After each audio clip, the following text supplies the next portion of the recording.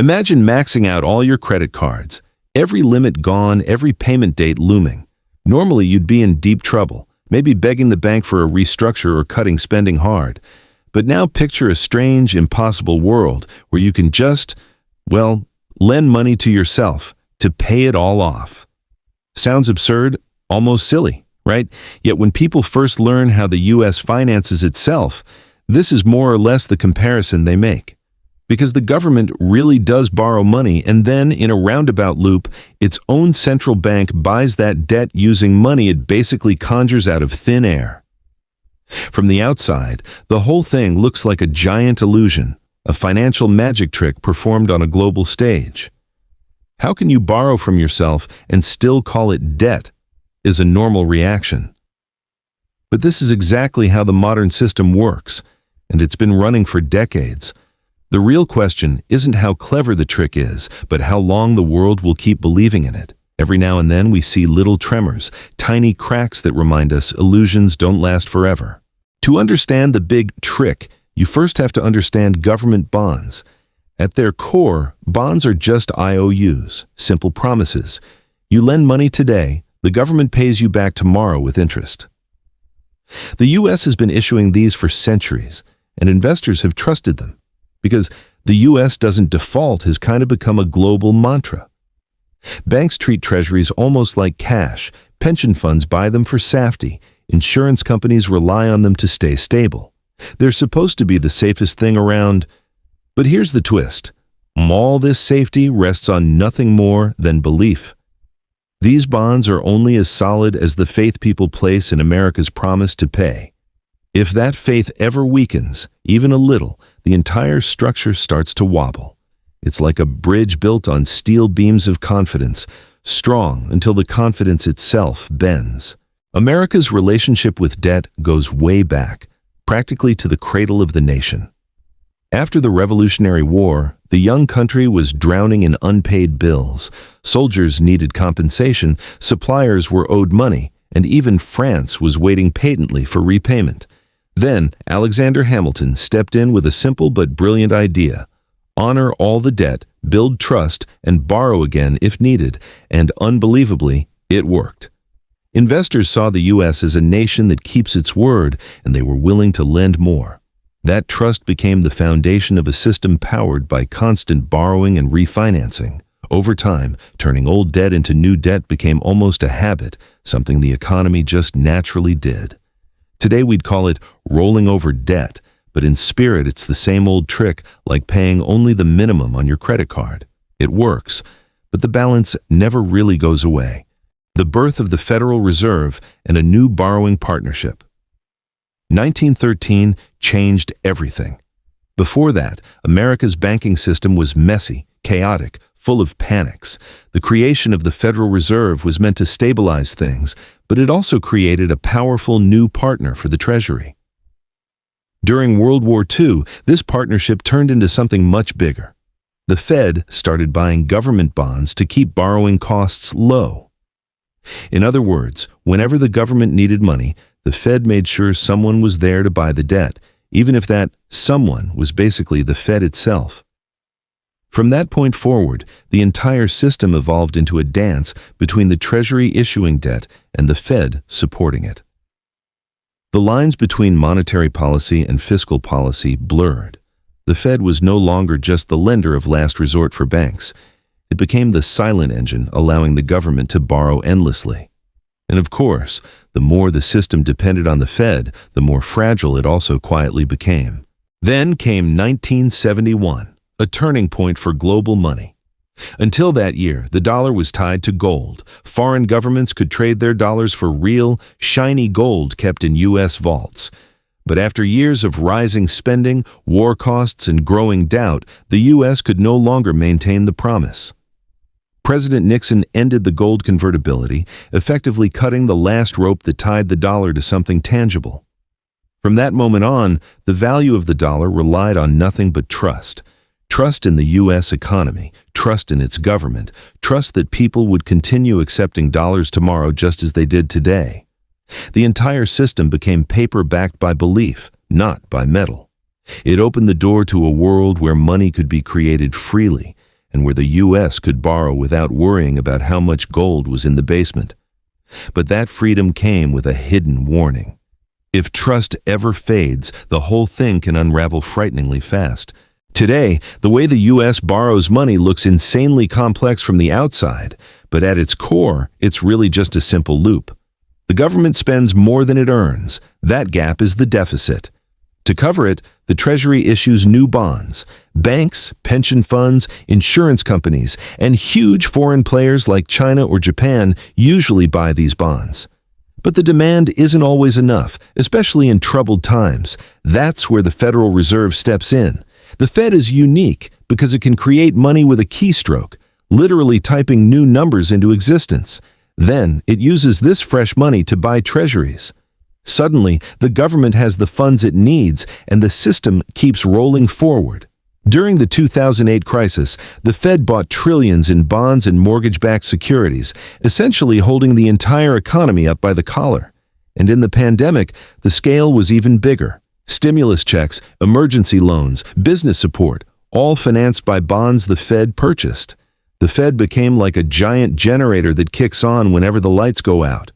But a generator isn't meant to run the whole house forever. The more often it's used, the clearer it becomes that the main power grid has some serious cracks hiding underneath. Inflation gets called a hidden tax for a pretty simple reason. Every time new money is created, the value of the money already in your pocket slightly fades away. You might not notice it day by day, but over months or years, the effect becomes obvious. Groceries cost more, rent climbs, and your savings feel strangely smaller. When the Fed buys government bonds using freshly created money, it expands the total money supply. More dollars chasing the same amount of goods is the perfect recipe for higher prices. Politicians actually like this system because instead of raising taxes and risking public anger, they can quietly rely on inflation to do the job. And most people don't point the finger at government spending or money creation. They blame companies, greedy markets, or vague economic downturns. Meanwhile, the real winners of inflation are asset holders. People with stocks, real estate, or businesses often see their wealth rise because asset prices tend to inflate alongside the money supply. But savers, wage earners, and retirees, their money just melts slowly. It's like having a bucket with a tiny hole in the bottom. It drips away so quietly you barely notice until the bucket's half empty. Rising debt, declining foreign appetite, and growing fragility. America's national debt has surged past $30 trillion, a number so huge it feels almost imaginary.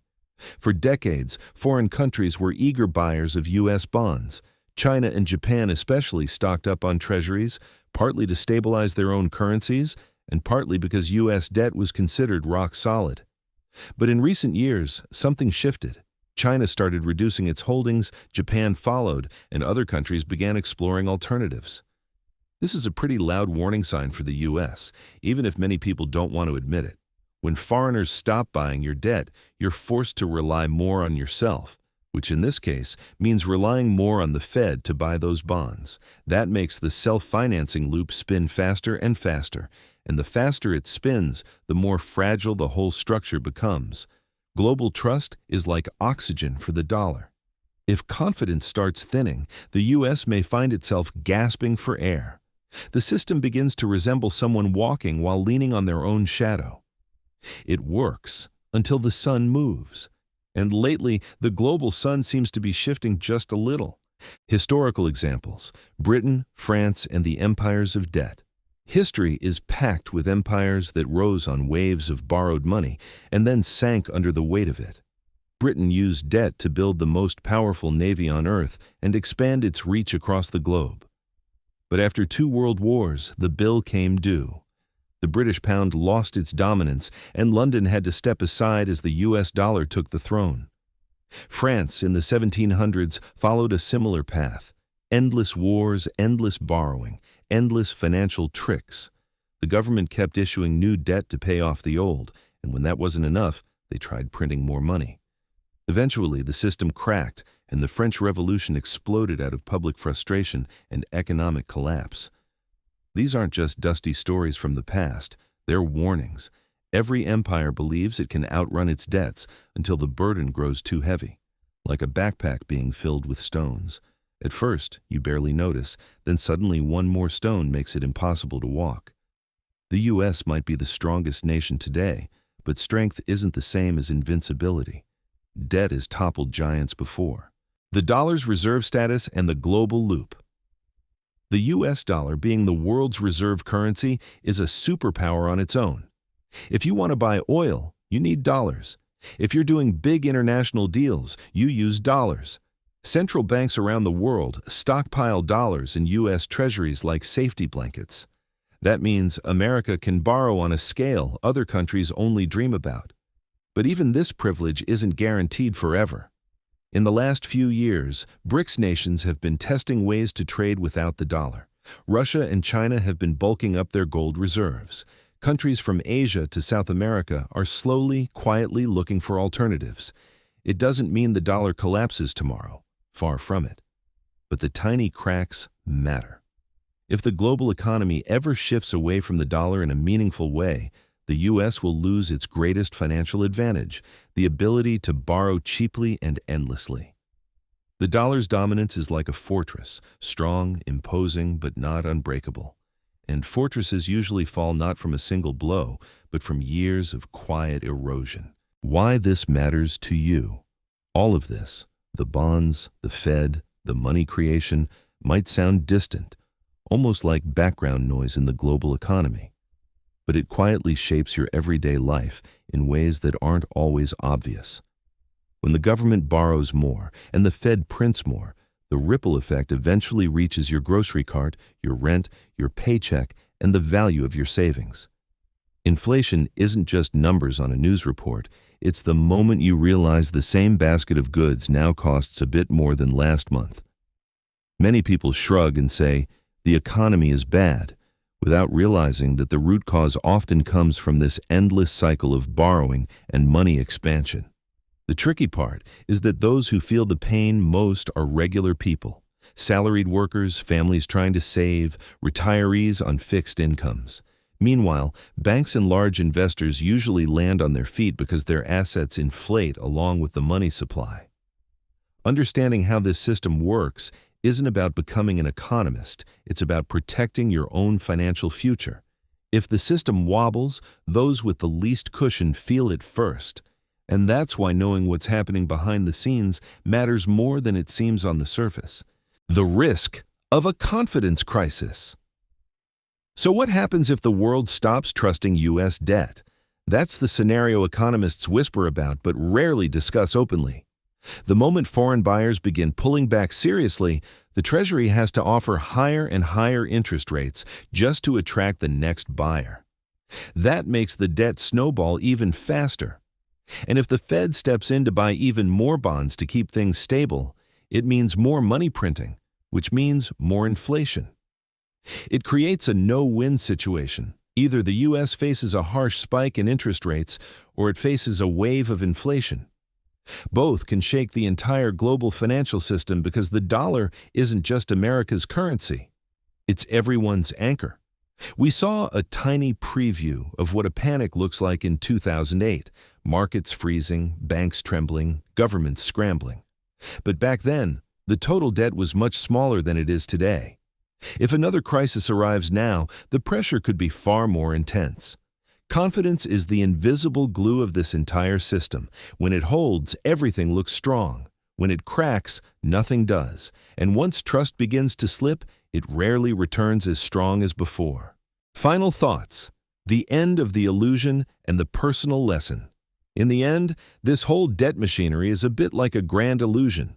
Impressive, intricate, even mesmerizing from the outside. And yes, it has worked for a long time. But no illusion lasts forever. Britain couldn't keep it going, France couldn't, even massive empires with vast resources eventually ran into the limits of borrowing. The U.S. might be the most powerful nation today, but power doesn't make anyone immune to economic gravity.